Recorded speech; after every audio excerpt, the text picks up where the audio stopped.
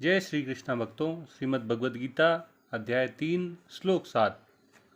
यस्त्विन्द्रियाणि मनसा नियम्यारभतेऽर्जुन कर्मेन्द्रियै कर्मयोगम असक्तः स विशिष्यते। भगवान कृष्ण अर्जुन को समझाते हैं कि जो पुरुष, जो निष्ठावान व्यक्ति अपने मन से इंद्रियों को वश में करने का प्रयास करता है और बिना आसक्ति के समस्त इंद्रियों से कर्म योग का अभ्यास करता है, वही श्रेष्ठ है। अर्जुन को यह समझाने के बाद कि जो व्यक्ति इंद्रियों को उनके इंद्रिय विषयों से अलग तो कर लेता है, लेकिन अपने मन को वश में नहीं करता है, विषय भोगों में जिसका मन लगा रहता है, वह मिथ्याचारी होता है, पाखंडी कहलाता है। अब भगवान अर्जुन को मिथ्याचार का त्याग करके परमात्मा की प्राप्ति के सही मार्ग में कैसे आगे बढ़ा जाए, यह समझाते हुए कहते हैं कि हे अर्जुन, जो व्यक्ति अपनी इंद्रियों को अपने मन के नियंत्रण में ले आता है, जो मन के द्वारा इंद्रिय संयमन का अभ्यास करता है, मन के द्वारा इंद्रियों को कैसे संयमित किया जा सकता है, आप बताइए। आँख का क्या काम है? देखना। कान का सुनना। नाक का क्या काम है? सूंघना। जिह्वा का क्या काम है? स्वाद लेना। और त्वचा का क्या काम है?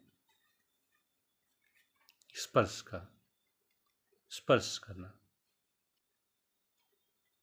इसी प्रकार हमारी कर्मेंद्रियां, हाथ, पैर, वाक, गुदा और उपस्थ, ये भी अपने अपने कार्यों में लगी रहती हैं।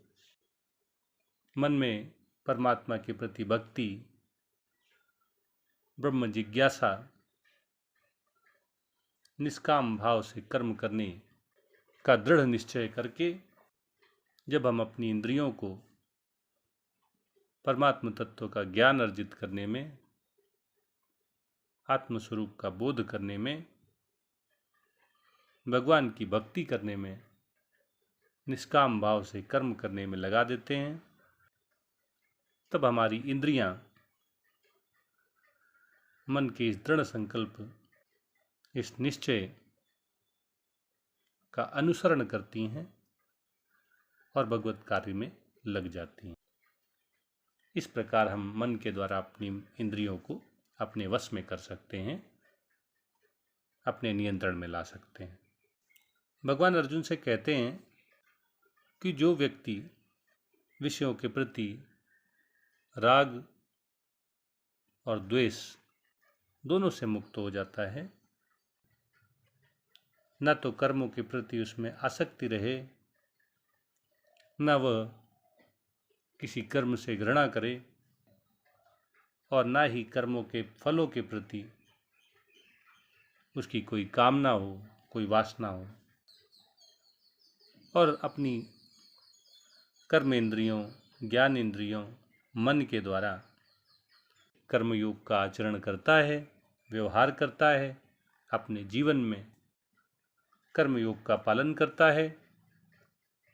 भगवान कहते हैं कि वही व्यक्ति श्रेष्ठ है, उसी का कल्याण होता है, उसे ही परमात्मा की प्राप्ति होती है, उसे ही आत्मस्वरूप का बोध हो जाता है।